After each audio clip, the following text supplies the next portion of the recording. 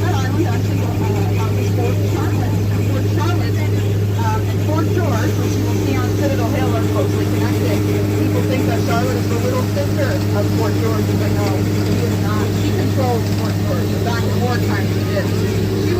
point of communication. To notify. To notify.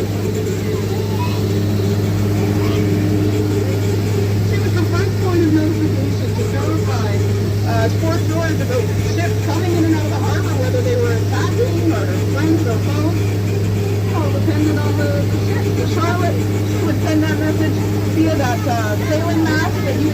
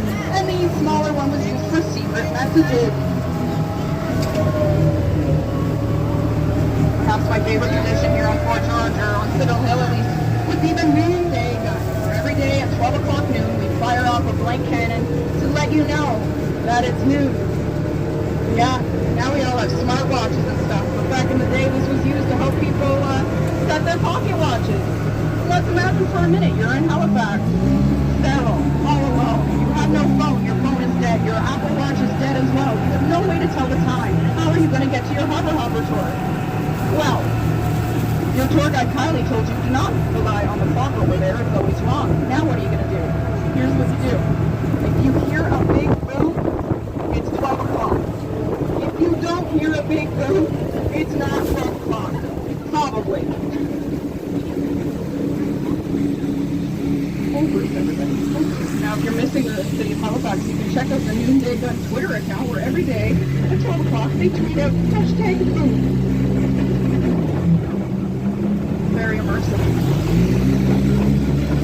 Now over to our left is Royal Artillery Park. This is the oldest military mess in Canada and the oldest military library. The oldest book in this library is from the 1600s and it's titled How to Build a Military Fortification. It must have been in likeness to IKEA instructions though, because it actually took them 28 years to build the fort, and it fell apart 3 times before they finally got it finished. So there's that. Really good.